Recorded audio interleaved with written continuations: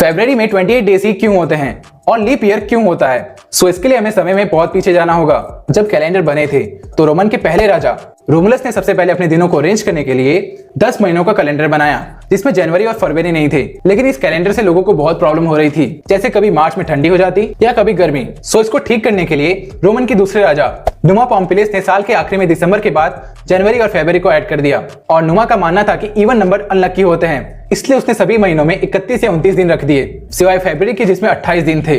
लेकिन इससे भी बहुत सी प्रॉब्लम आ रही थी। फिर तब रोमन के तीसरे राजा जूलियस सीजर ने जनवरी फरवरी को साल के आगे लगाया और सिवाय फरवरी के सभी महीनों में 30 और 31 दिन रखे। और हमारी धरती को सूरज का एक पूरा चक्कर लगाने में 365.25 डेज लगते हैं और इस नए कैलेंडर में 0.25 दिन बच रहे थे, जो 6 घंटे होते हैं, जो 4 साल बाद एक दिन बन जाता है, जिससे फरवरी में 4 साल बाद 29 डे आने लगा, जिसे हम लीप ईयर कहते हैं। बारिश के टाइम बादल टकराने से होने वाले बिजली में कितना वोल्टेज और करंट होता है? सो साइंटिस्ट के अकॉर्डिंग एक नॉर्मल बिजली में 300 मिलियन वोल्ट्स और 30,000 एम्पेयर करंट होता है, और वही हमारे घर में 120 वोल्ट का वोल्टेज और 15 एम्पेयर करंट आता है, जो 2 लाख गुना ज्यादा वोल्टेज होता है और 2000 ज्यादा गुना करंट। That's mind blowing. और 2014 में दुनिया का अब तक का सबसे बड़ा लाइटिंग स्ट्राइक रिकॉर्ड किया गया था, जो था 1.3 बिलियन वोल्ट्स, और ये इंडिया में ही गिरा था। That's amazing.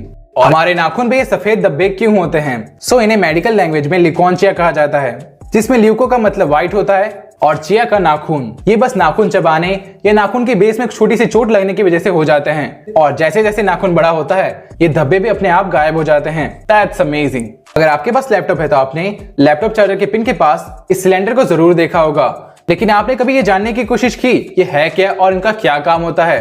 तो चलिए मैं बताता हूँ। इस सिलेंडर को फेरेट बीट कहते हैं, और ये फेरेट बीट इलेक्ट्रॉनिक सर्किट्स में हाई फ्रीक्वेंसी इलेक्ट्रॉनिक नॉइज को कंट्रोल करने में मदद करता है। इलेक्ट्रॉनिक नॉइज इलेक्ट्रोमैग्नेटिक डिवाइस से निकलने वाली धीमी आवाजें होती है जो इलेक्ट्रिक सिग्नल को डिस्टर्ब करते हैं। और ये ferrite bead ceramic compound, iron oxide, nickel, zinc और मैग्नीज से बना होता है। That's amazing. कमेंट करो क्या ये फैक्ट आपको पहले पता था?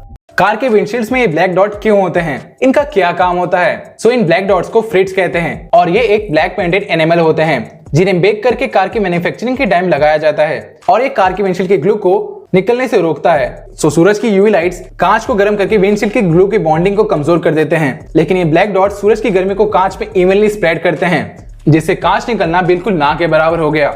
और ये black dots half tone pattern में अरेंज होते हैं, मतलब बड़े से छोटे होते जाते हैं ताकि ये खराब ना दिखे। That's amazing. आप सबने कोका कोला और मेंटोस के बहुत से एक्सपेरिमेंट वीडियो देखे होंगे, लेकिन क्या आपने कभी सोचा है ऐसा होता क्यों है? क्यों मेंटोस को ही डालने से कोका कोला रिएक्ट करके ऐसे उड़ते हैं? तो सबसे पहले ये जानते हैं कि इसकी शुरुआत कैसे हुई। तो 1910 में लाइफ सेवर नाम की मिंट की कंपनी सोडा बोतल्स में अपने मिंट की गोलियों को डालकर ऐसा किया करते थे, और जो भी इसे पहली बार देखता था तो वो हैरान हो जाता था और खुद भी खरीद के ट्राई करता। लेकिन बाद में लाइफ सेवर कंपनी ने अपने मिंट के साइज को थोड़ा बढ़ा दिया, जिससे वो तब बोतल्स में इजिली नहीं जा पाती थी। फिर 1999 में एक साइंस की टीचर ने देखा कि ये चीज मेंटोस के गोली के साथ भी होती है, और फिर जब 2002 में एक टीवी शो के दौरान इस एक्सपेरिमेंट को मेंटोस के साथ किया गया, जिसका वीडियो 2005 में वायरल हो गया, जिसे देख के सभी इसे ट्राई करने लगे। अब जानते हैं ऐसा होता क्यों है। सोडा की बोतल्स में 14 मिलियन कार्बन डाइऑक्साइड के बबल्स होते हैं, और एक गोल से दिखने वाले मेंटोस असलियत में तकरीबन उन पे लाखों बबल्स होते हैं, जो इन बोतल्स में जाके एक्सपेरिमेंट को अंजाम देने के लिए एक कैटलिस्ट का काम करते हैं। सो जैसे ही कोई मेंटोस को बोतल में डालता है, तब सोडा में कार्बन डाइऑक्साइड की लाखों की संख्या में बुलबुले कुछ ही सेकंड में बन जाते हैं, जो बाहर जाने के लिए उतावले होते हैं और सीधे एक साथ बाहर निकल जाते हैं। गोल्फ बॉल पे ये चांद जैसे गड्ढे क्यों होते हैं? बाकी बॉल की तरह ये स्मूथ क्यों नहीं होते? तो पहले गोल्फ बॉल स्मूथ ही होते थे, लेकिन बाद में लोगों ने देखा कि पुराने खराब गड्ढों वाले बॉल ज्यादा दूर तक जाते थे। सो लोगों ने अपने बॉल्स में गड्ढे बनाना शुरू कर दिया। 1930s में एक कंपनी ने बहुत से ट्रायल और टेस्ट के बाद ऐसे गड्ढों वाले बॉल बनाना शुरू कर दिया, और एक बॉल में अप्रॉक्स 300 गड्ढे होते हैं। और इन गड्ढों से ये होता था कि जब भी कोई गड्ढे वाले बॉल को हिट करता, तब ये स्मूथ बॉल के मुकाबले ज्यादा तेजी से हवा में घूमते, इससे ये बॉल एरोप्लेन के विंग की तरह काम करने लगते हैं। में तब नीचे का प्रेशर ऊपर के प्रेशर से ज्यादा हो जाता है, जिससे बॉल ज्यादा देर तक हवा में रहती है और दूर तक जाती है। सो इसलिए गोल्फ बॉल में गड्ढे होते हैं। बॉक्स में ये चीज क्या होती है और अगर इसे खा लिया तो क्या होगा? सो इसे सिलिका जेल कहते हैं, और इनमें सिलिकॉन डाइऑक्साइड होता है जो हवा में से नमी को एब्जॉर्ब करने में मदद करते हैं, और ये पर्स, मोबाइल, कैमरा और जूते के बॉक्सेस में आते हैं। सो क्या होगा अगर कोई इन्हें खा ले तो बहुत सी जगह इसे खाने के इंसिडेंट रिपोर्ट होने के बाद इनके पैकेट्स में वार्निंग आने लगे, और ज्यादातर 6 साल से कम उम्र के बच्चे ही इन्हें चॉकलेट समझकर खा लेते हैं। ये टॉक्सिक तो होते हैं, लेकिन डरने की बात तब होती है जब इन्हें खाने के बाद पेट में दर्द हो, वॉमिट हो, वरना ये मोस्टली केसेस में अनइफेक्टिव होते हैं, लेकिन फिर भी हमें एक बार डॉक्टर से चेकअप करा लेना चाहिए। दुनिया के 7वें अजूबे में से एक ताजमहल में लाइट क्यों नहीं है? तो पहली बात तो ये है कि ताजमहल के मार्बल्स को किसी लाइट की जरूरत नहीं है। वो अपने आप चांद की रोशनी में इतने खूबसूरत दिखते हैं और ऐसा नहीं है कि वहाँ पे लाइट नहीं लगाया हो। जब वहाँ लाइट लगाया था उसे 2-3 महीनों में ही निकाल दिया गया, क्योंकि ताजमहल यमुना नदी के किनारे बनने के कारण लाइट से रात में हजारों कीड़े लाइट की रोशनी की ओर आ जाते थे, जिससे वो गंदगी करके ताजमहल के मार्बल को खराब कर रहे थे।